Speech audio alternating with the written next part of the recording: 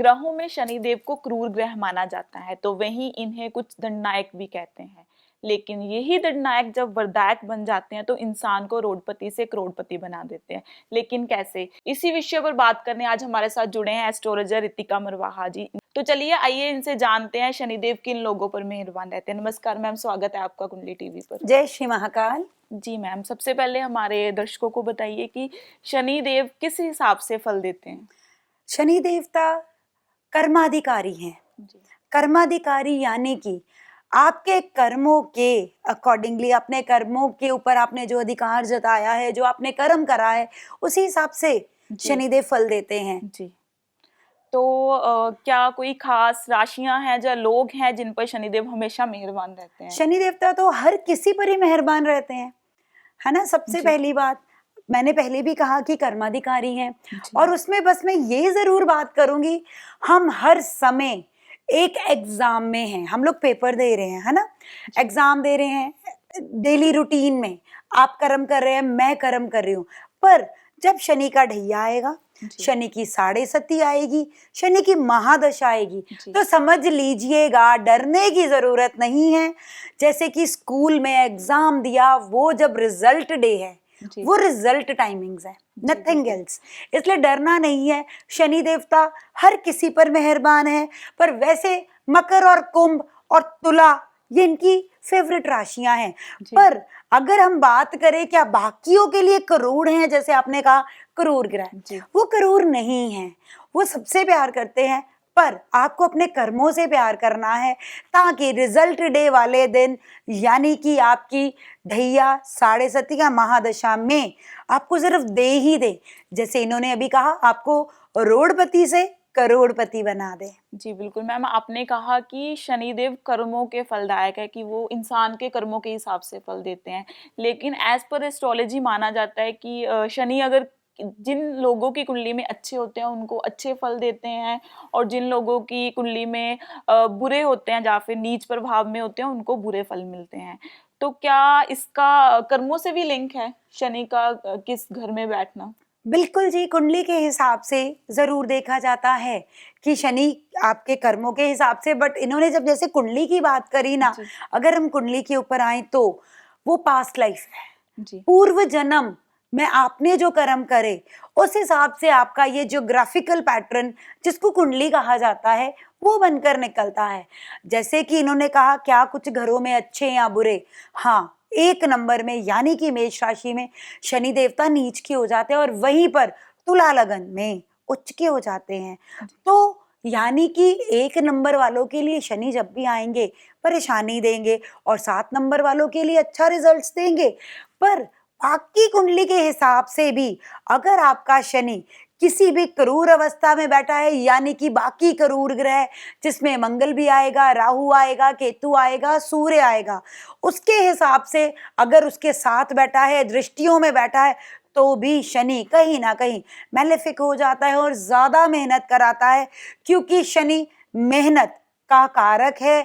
आपके क्या कहते हैं, कोवर्कर्स नहीं टिक पाते, बहुत से लोगों को दिक्कत आती है, नहीं वर्कर्स टिक पाते। यही शनि के मैलेफिक होना या परेशानी कारक आपकी कुंडली में नॉन फेवरेबल होना रहता है। जी बिल्कुल। तो आगे बात करते हैं कि 13 जुलाई से 2025 में शनिदेव जो है वो हो रहे हैं वक्री, तो यानी कि शनिदेव उल्टी चाल चल रहे हैं। तो इसका असर लगभग हर राशि पर होगा, हर जातक पर होगा। तो मैम आप हमारे दर्शकों को बताइए कि शनिदेव, सबसे पहले बताइए कि शनिदेव जब उल्टी चाल चलते हैं तो वो किस हिसाब से फल देते हैं? देखिए, शनि के लिए एक ही कहावत है, पहले तो यही कहा जाता है, शनि शनै शनै, यानी कि आहिस्ता आहिस्ता फल देता है ना। पहले ही शनि जो है ना सबसे स्लो प्लेनेट है हमारे, ये 9 ग्रहों में से शनि की चाल बहुत स्लो है। सबसे ट्रांजिट भी जो है ना इसका 2.5 साल का है ना। सभी के ट्रांजिट कोई 1 साल में कर रहा है, कोई 28 दिनों में, कोई 45 दिनों में, पर राहु केतु तक 18 महीनों में सबसे लंबा ट्रांजिट यानी कि शनि का रहता है। पहले ही इतना स्लो, ऊपर से शनि का वक्री होना यानी कि बहुत स्लो होना, और पीछे होकर भी देखना, पिछले घर के भी रिजल्ट्स देना, हाँ, अच्छा तो नहीं माना जाता, पर कुछ लोगों, कुछ ग्रहों के लिए, कुछ कुंडलियों के लिए अच्छा भी कहा जाता है। जी बिल्कुल, तो बताइए कौन सी ऐसी राशियां हैं जिनको शनिदेव शुभ प्रभाव देंगे?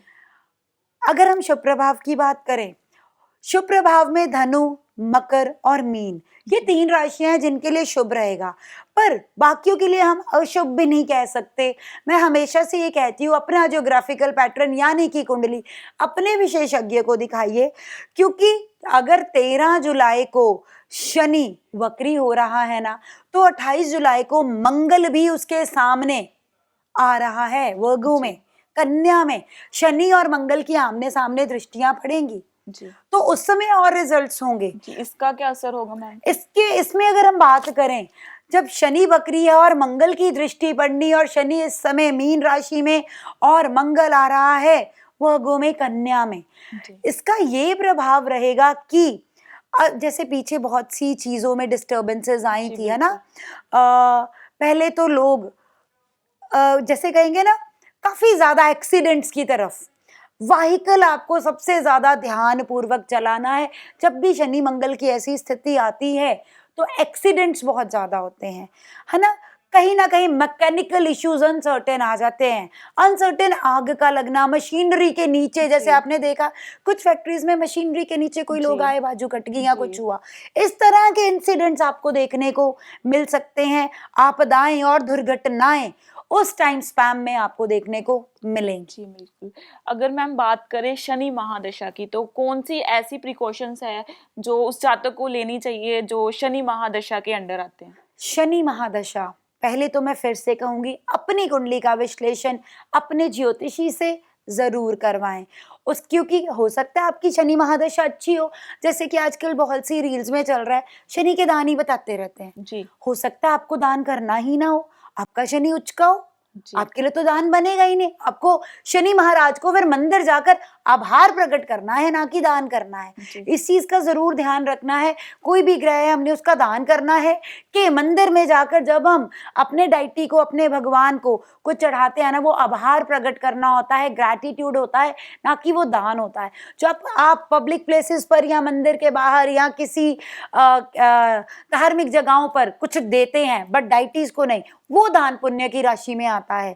और आभार कोई भी कर सकता है, पर दान पुण्य आपको देखना पड़ेगा अपनी कुंडली के हिसाब से, आपको किस ग्रह का दान करना है। अब हम बात करें कि शनि की महादशा, अंतरदशा या साढ़े सती के बारे में या ढैये के बारे में, उसमें क्या दान, क्या क्या करना चाहिए। जी। अगर तो आपने कुंडली विश्लेषण कराया है और आपका शनि डिस्टर्ब्ड या मैलेफिक या करूर निकल आया है, तो आपको माँ की दाल, सरसों का तेल, चाय की पत्ती, काली कोल्ड ड्रिंक, आप नहीं जा सकते हो मंदिर, नहीं आभार प्रकट करने जा पा रहे हैं, परेशान हो, दान करना चाहते हो, अनसर्टेन बैठे बैठे परेशानी आ गई, अनसर्टेन वर्कर ने कह दिया मैं तो भी काम छोड़ के जा रहा हूँ, क्योंकि वर्कर्स भी हैं शनि महाराज। तो उस समय आपने क्या करना है, चाय की बत्ती खरीदिए, उसी समय किसी को दान दे दीजिए, किसी नीडफुल पीपल को।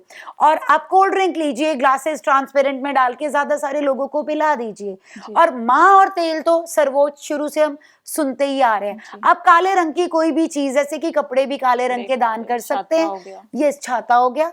और उसमें सबसे पहले, अगर आपका शनि की ढैया महादशा या ऐसा कुछ चल रहा है और आपको गुस्सा बहुत आ रहा है, सबसे पहले अवॉइडेबल ब्लैक क्लोथ्स रहते हैं।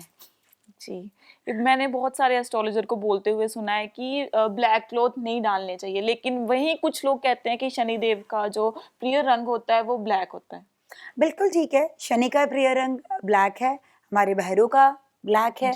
तो हाँ, ब्लैक कलर वैसे तो देखा जाए तो नेगेटिविटी का प्रतीक तो माना ही जाता है, बिकॉज उसकी तरफ नेगेटिविटी जल्दी आकर्षित होती है।